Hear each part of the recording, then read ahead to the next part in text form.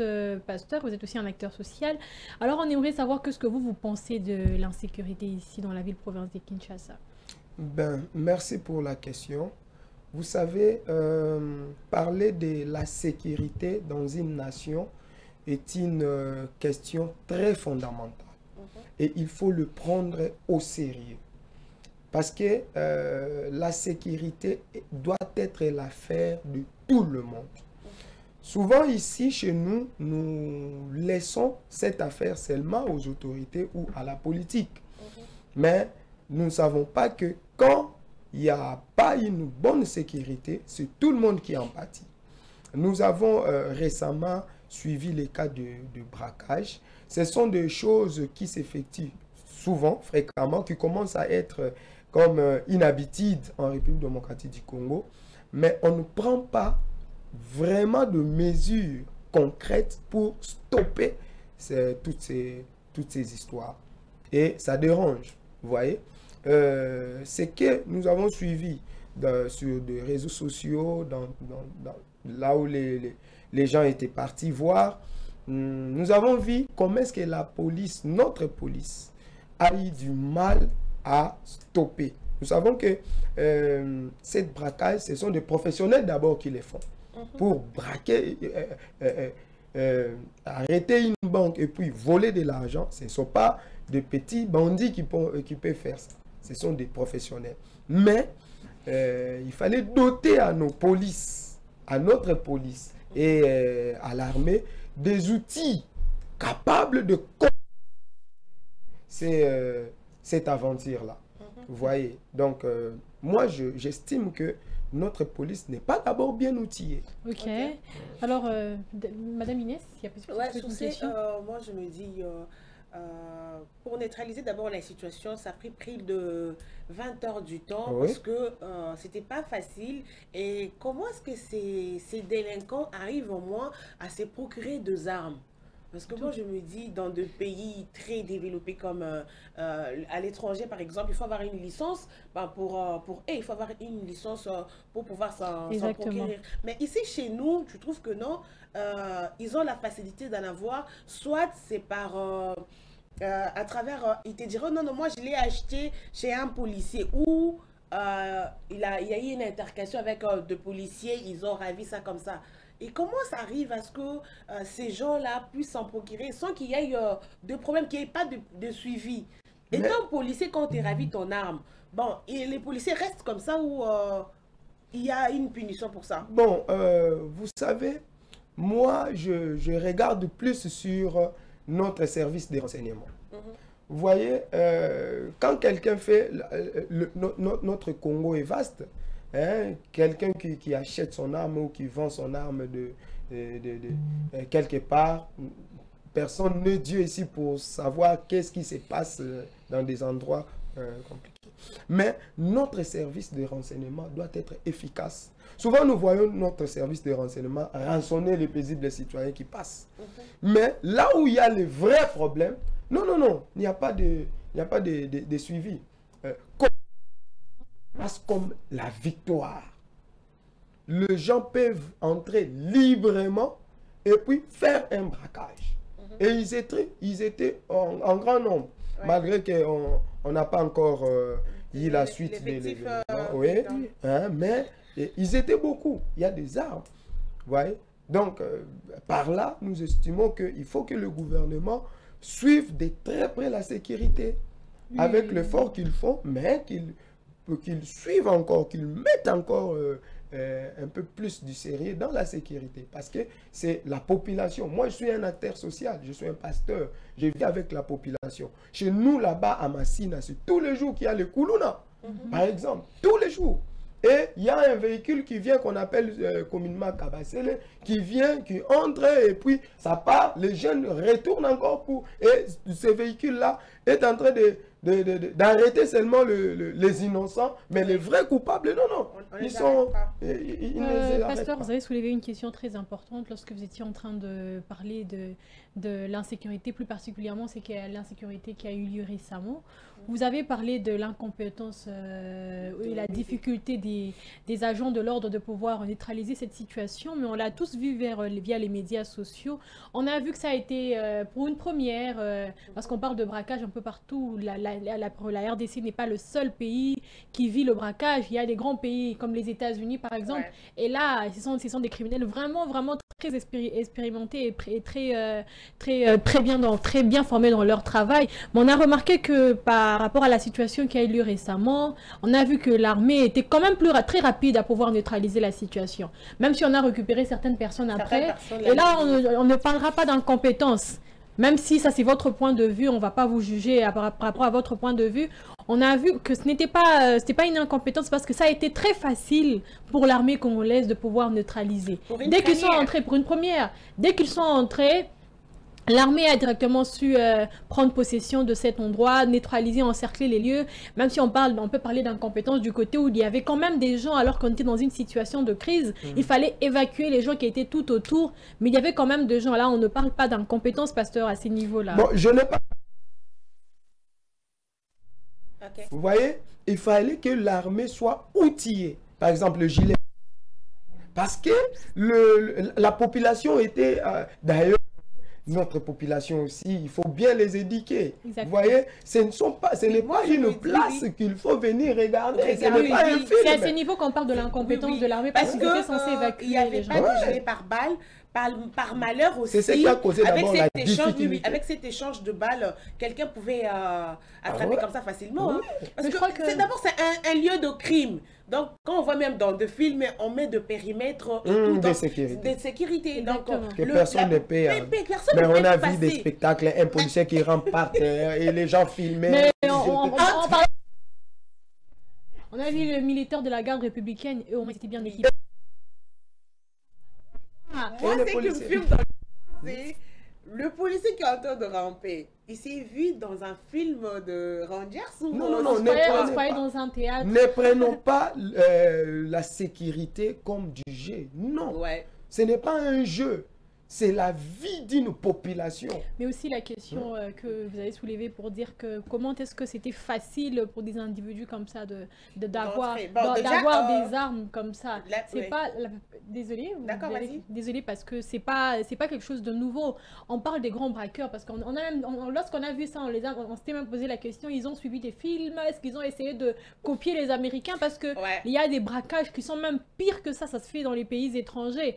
Comment est-ce que ces personnes pour pouvoir avoir ces outils? C'est parce qu'il y a toujours un marché noir. Il y a toujours un marché noir. Si je pourrais aller selon votre logique, oui, je suis d'accord parce que on peut acheter à l'insu des personnes. Mais la place comme victoire, peut-être vous n'avez pas eu la chance d'être arrêté par un agent des renseignements. Maman, il vous rançonne tout. Alors que vous n'avez rien. Vous n'avez rien. Mais comment est-ce que les gens peuvent entrer avec des armes là-bas? Vous voyez, à l'insu de personnes. Et où sont partis tous ces services de sécurité? Mais il y a aussi, madame, quelque chose à dire? Oui. Moi, ce qui m'a fait mal dans l'histoire, c'est de voir cette dame qui est... Bon, certes, je ne prends pas cette partie pris de voir que non, elle est innocente. Jusque-là, elle est encore innocente parce qu'elle n'a pas encore été jugée. Mais du fait qu'elle a été dénudée devant le gens, et pire encore, nous, on pensait que non, c'était son pantalon qui était moulant, peut-être en voulant la prendre et tout, ça s'est baissé. Mais c'était pas ça le cas, parce qu'on a vu des vidéos qu'on ne peut pas balancer à la télé, des vidéos très compromettantes. Quand même, la dignité d'une femme reste sacrée. Et c'était des policiers eux-mêmes dans le véhicule qui ont filmé la dame jusqu'à aller couper son sous-vêtement pour pouvoir voir ses parties intimes. Moi, je me dis, est-ce que ces personnes-là, ou encore, c'est quelle loi qui autorise tout ça? Ce qui est condamné, vous l'appelez déjà présumé. Oui. C'est une présumée. Ce qui est à condamner, c'est ce que nous demandons à nos autorités de professionnaliser la police. Vous voyez, si dans des recrutements, on prend n'importe qui. Ouais. Voilà. Vous voyez, c'est d'abord là le problème. Là, ça se trouve le problème, oui. Ils sont censés connaître la loi déjà. Il faut, la police... Ils sont censés être formés en ce qui concerne la police a un rôle qu'il doit jouer. C'est de protéger les civils et c'est bien. Vous voyez, même si on arrête quelqu'un, quand on arrête quelqu'un qui n'est pas encore jugé, il est un présumé. Oui, exactement. On peut parce pas que moi, je me dis, pour arrêter une femme, déjà, ils étaient armés. Elle a dit qu'elle avait un simple jouet qu'elle a utilisé comme étant arme. Vous l'avez jamais noté. Bon, prenez la personne tranquillement, madame, venez monter dans la voiture. C'est comme ça, non, c'est pas c'est comme si la elle était déjà criminelle déjà, elle a tué de gens. Ouais. Et pire encore, vous baissez ses vêtements pour pouvoir la filmer. Non, c'est une question de professionnalisme. Non, professionnalisme. Il faut que la personne soit consciente de ce qu'il fait. Il faut que le policier soit conscient. Parce que ce que j'ai appris, elle a aussi le droit de porter plainte. Exactement. Par rapport à cet acte. Exactement, pas cette attitude que les policiers ont démontré. Beaucoup jugent ça, beaucoup de personnes qui jugent que non, c'était légitime, c'est parce que c'était, elle est criminelle. Mais la loi dit bien dans l'article que nous avons lu ce matin, l'article 37 dit que l'article 37 de la Constitution affirme que toute personne accusée d'une infraction est présumée innocente jusqu'à ce qu'elle soit jugée. Donc elle était censée être considérée comme une personne. On a su neutraliser la personne, il fallait l'emmener de la manière la plus calme pour l'emmener dans la voiture, ou bien si c'était une personne, au moins si elle était peut-être, elle était en train de leur menacer. C'est à ce moment-là qu'ils allaient user de la force. Mais déjà le fait que cette personne est présumée innocente, même si on l'a vu, il faudrait passer par un jugement pour pouvoir accuser cette personne. On n'était pas censé lui traiter comme ça, parce que ça c'est faire usage d'atteinte à la pudeur, s'il faut le dire d'une personne. J'aimerais rajouter une chose, ce n'est pas seulement à la femme qu'on doit hausser les tons pour condamner, mais des arrestations dans notre pays est souvent été transformée à une scène d'un film commando où on vient arrêter un assassin, on va l'abattre, on va le menotter ou le faire comme ça. Donc, ce n'est pas comme ça que les choses doivent se passer. Ce qui est à condamner, on les condamne. Mais ce qui est arrangé aussi, nous demandons aux autorités d'arranger. Et du côté de nous, population, nous devons aussi être plus regardants dans les secteurs de la sécurité. Parce que c'est l'affaire de tous. Ce qu'il faut dénoncer, dénonçons-les. Hein? Entrons en contact avec les autorités, dénonçons. Mais on a vu, Madame Inès, vous avez vu déjà l'information que vous avez diffusée ce matin où on a appris que les policiers ou les militaires qui ont fait usage de cette pratique, qui ont traité cette dame de la sorte, ont été récupérés et arrêtés par rapport à ça. Oui, ils doivent être jugés, ils doivent être sanctionnés parce que ce n'est pas ça leur rôle. Exactement. Voilà. Donc, de la même manière qu'ils ont cherché à punir ces policiers, punissez aussi ceux qui arrêtent d'une manière délibérée et illégale les autres concitoyens. Voyez? Parce qu'il y a plusieurs méfaits qui se font à la cité qui n'est pas filmé et on ne le sait pas. On ne le sait pas, oui. Voyez? Donc, il y a trop de méfaits dans notre système policier. Donc, il faut que les autorités puissent en tenir compte. Sur l'effet du véhicule cabassé et tout, il y a même des jeunes qui disent, moi je préfère croiser un coulou sur la route parce que je sais me défendre que croiser le genre de il y a des gens qui disent des propos pareils. Pourquoi? Parce que ces policiers malmènent le jeune. Avant, je savais que non, à propos de coiffure et tout, c'est interdit d'avoir de cheveux longs, mais on autorise au moins aux stars. Donc, un joueur peut garder ses cheveux longs s'il a une licence. Mais un jeune normal ne peut pas garder ce genre de coiffure. Mais quand on te croise en route, c'est pour te remettre sur le chemin. Mais c'est pas qu'on doit te ravir tout le bien que tu as sur place, téléphone, argent, manque de pièces d'identité, on t'amène dans un souciette, on te dit, comme tu n'as... Bon, c'est pas tout le monde qui marche avec. Non, madame, excusez-moi. C'est dans quelle loi où l'on dit que le jeune ne peut pas avoir des cheveux? C'est ce qu'on a appris. C'est ce qu'on a appris. Parce que récemment, je suis allée à un souciette. Parce que la police doit agir en fonction de la loi. Oui, je suis allée à un souciette. Une connaissance à moi avait égaré sa carte, sa pièce d'identité. Il a été arrêté à 21h. C'était pas tard. Donc, on l'amène dans un cachot là. Je ramène sa pièce d'identité. On a dit non, comme tu étais déjà ici, tu ne peux pas sortir comme ça. Donc, il faut payer l'amende. Bon, l'amende valait, on demande 100 000 francs. On va demander 5 000 francs sur base de quoi? Du fait qu'il était déjà rentré à la maison, il a déposé ses faits, il est sorti acheter, je sais pas, une boîte de sardines, et c'est de là qu'on l'a arrêté. Donc il a dit non, j'ai ma pièce, mais je l'ai laissée à la maison. On l'a ramené au poste de police. Bon, il voulait pas juste avoir de problème avec le policier, mais arrivé là, on lui dit non, tu es déjà entré à l'intérieur, tu ne sortiras pas comme ça. Il faut payer 100 000 francs. Donc, et ils se sont débattus jusqu'à 30 000 francs et tout, sinon pas tu dors. Et demain, de menace sur menace. Parquet et tout, Makala.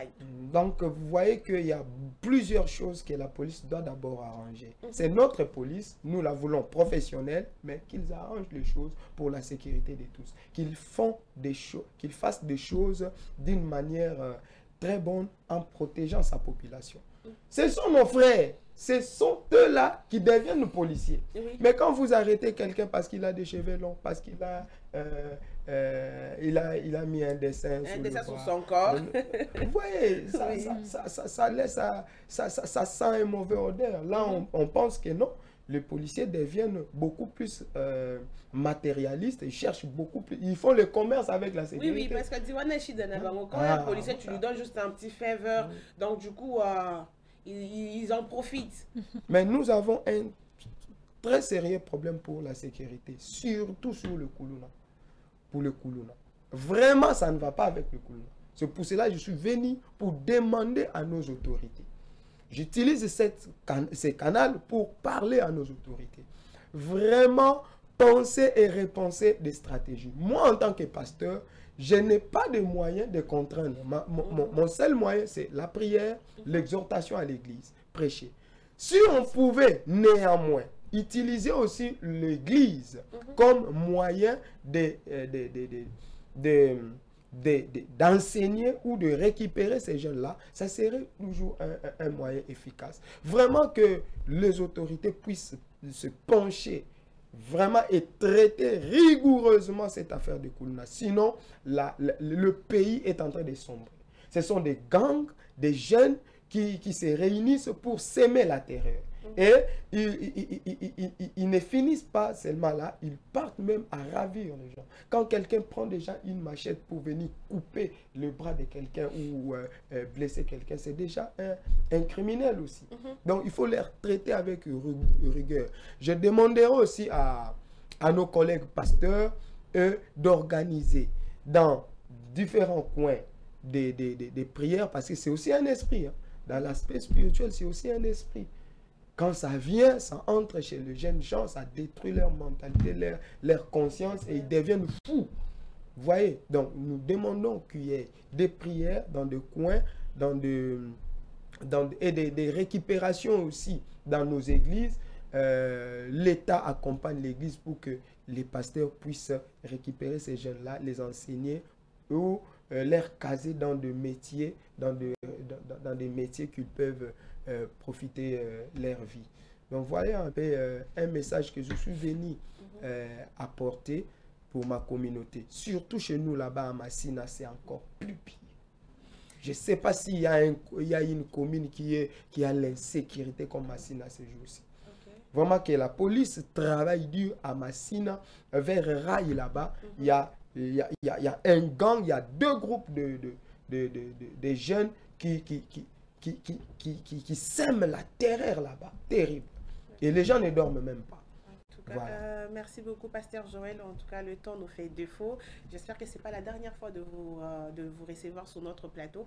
Prochainement, quand vous avez le temps, passez ici, c'est la maison. On va vous recevoir sans souci. Et les sujets d'aujourd'hui où on a parlé de l'insécurité dans la ville de Kinshasa, on ne va pas se limiter seulement ici, ou on ne va pas s'arrêter aujourd'hui, parce que c'est quelque chose que nous vivons chaque jour de nos vies. Donc on va continuer d'en parler jusqu'à ce que les autorités pourront trouver une solution pour nous, parce que ça fait mal de voir que tu es dans ta ville, tu as du mal à marcher, soit tu as la main à la tête, ou tu dois tenir ta perruque, encore tu dois tenir ton sac, tu dois tenir ton téléphone, de peur qu'on puisse télévoler. On est vraiment à la fin, et il est 11h juste.